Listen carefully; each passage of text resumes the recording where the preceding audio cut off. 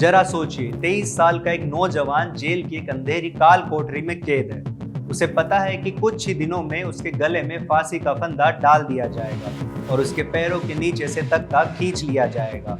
अमूमन मौत को इतने करीब देखकर बड़े बड़े नास्तिक भी भगवान को याद करने लगते हैं। इंसान सोचता है कि शायद ईश्वर प्रार्थना सुन ले और कोई चमत्कार हो जाए या कम से कम मौत के बाद स्वर्ग ही मिल जाए। लेकिन भारत का ये सबसे चहेता क्रांतिकारी मौत की आंखों में आंखें डालकर कहता है, मैं जानता हूँ कि फांसी का फंदा ही मेरा पूर्ण विराम होगा। मेरी आत्मा वहीं समाप्त हो जाएगी और इसके आगे कुछ नहीं। क्या भगत सिंह सच में नास्तिक थे? क्या वे भगवान को नहीं मानते थे? कुछ लोगों ने उन पर आरोप लगाया कि रातों रात मिली बेतहाशा शोहरत ने उनके दिमाग में अहंकार भर दिया था। लेकिन क्या एक अहंकार आदमी हंसते हंसते देश के लिए अपनी जान दे सकता है? आखिर फांसी से कुछ ही महीने पहले क्यों भगत सिंह ने अपनी अमर रचना मैं नास्तिक क्यों हूँ लिखी थी? नमस्कार, मैं विक्रम और आज लोक दर्पण की सीरीज जानकारी में हम धर्म, दर्शन और विज्ञान की कसौटी पर परखेंगे इतिहास का सवाल कि आखिर भगत सिंह नास्तिक क्यों थे।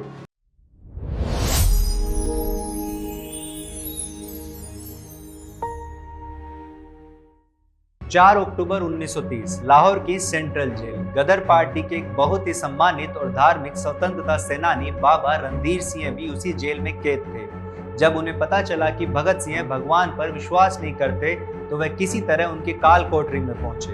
बाबा रणधीर सिंह ने भगत सिंह को ईश्वर के अस्तित्व पर यकीन दिलाने की बहुत कोशिश की, लेकिन जब भगत सिंह अपने तर्कों से टस से मस नहीं हुए तो बाबा रणधीर सिंह को गुस्सा आ गया।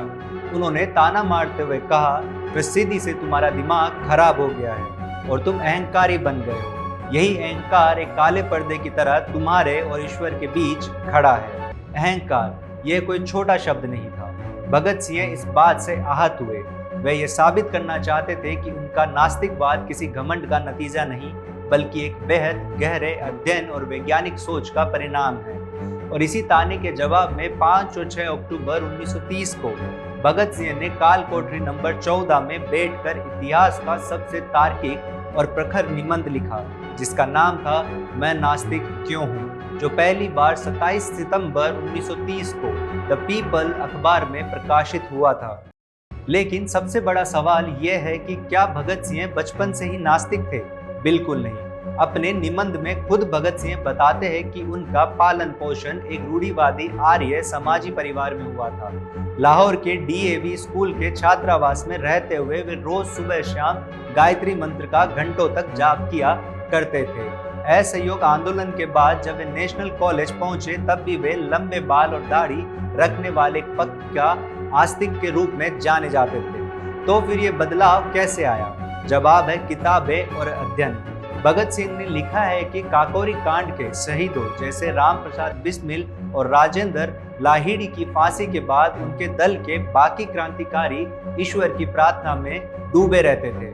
लेकिन भगत सिंह समझ चुके थे कि आजादी सिर्फ रोमांचक जज्बातों से नहीं मिलेगी। उन्होंने पढ़ना शुरू किया। उन्होंने अराजकतावादी नेता मिखाइल बाकुनिन को पढ़ा, साम्यवाद के जनक कार्ल मार्क्स, लेनिन और ट्रोट्स्की को पढ़ा। मानव उत्पत्ति को समझने के लिए चार्ल्स डार्विन की ओरिजिन्स ऑफ स्पीसीज पढ़ी। इन किताबों ने उनकी आंखें खोल दी। वे समझ गए कि यह ब्रह्मांड किसी परमात्मा से नहीं बल्कि निहारिका के भौतिक मिश्रण और डार्विन के विकासवाद के सिद्धांत से बना है।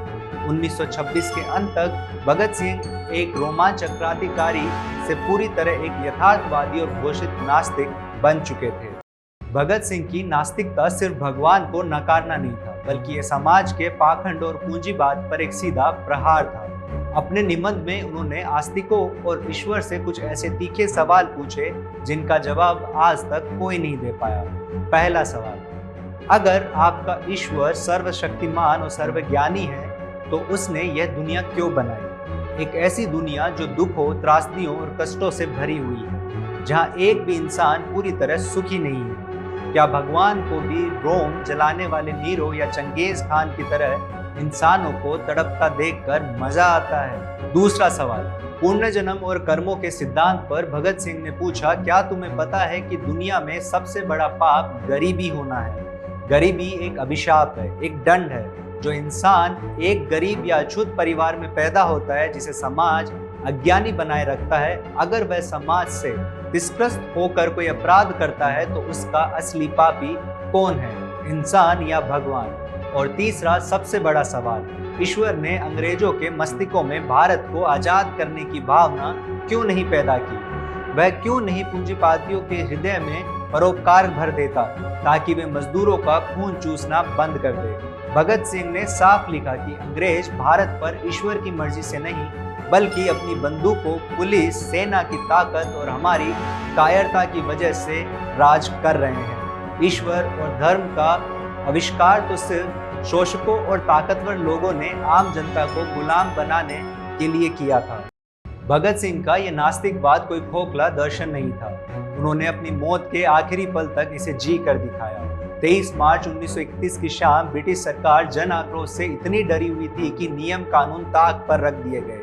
फांसी का वक्त तय समय से करीब 11 घंटे पहले यानी अगली सुबह की बजाय उसी शाम आ चुका था। चीफ जेल वार्डन चरत सिंह, जो भगत सिंह से बहुत प्यार करते थे, वह भगत सिंह के पास गए और कहा, बेटा आखिरी वक्त आ गया है, मेरी बात मान लो। मैंने तुम्हें ये गुटखा ला कर दिया है, कम से कम अब तो वाहे गुरु का नाम ले लो। भगत सिंह, जो उस समय लेनिन की बायोग्राफी पढ़ रहे थे, उन्होंने मुस्कुराकर जवाब दिया, अगर मैंने मेरे जीवन में कभी प्रार्थना नहीं की और आज मौत के गले को करीब देखकर भगवान को याद करूं तो लोग कहेंगे कि भगत सिंह बुजदिल और कायर था। भगत सिंह ने मौत से डर कर ईश्वर से कोई झूठा समझौता नहीं किया। वे एक यथार्थवादी थे। उन्होंने लिखा था कि मैं भी एक मर्द की तरह फांसी के फंदे की अंतिम घड़ी तक सिर ऊंचा किए खड़ा रहना चाहता हूँ, और उन्होंने ठीक वैसा ही किया। बिना किसी धार्मिक कर्मकांड के लेनिन की किताब का पन्ना मोड़कर वे इंकलाब जिंदाबाद का नारा लगाते हुए हंसते हंसते फांसी पे झूल गए। आज हमें जरूरत है कि हम भगत सिंह की केवल तस्वीर न लगाएं बल्कि उनके उस प्रखर वैज्ञानिक और तर्कशील दिमाग को पढ़ें जिसने 23 साल की उम्र में ही साम्राज्यवाद और अंधभक्ति दोनों की जड़ें हिला दी थी। धन्यवाद। मैं विक्रम और आप देख रहे थे लोक दर्पण की सीरीज जानकारी।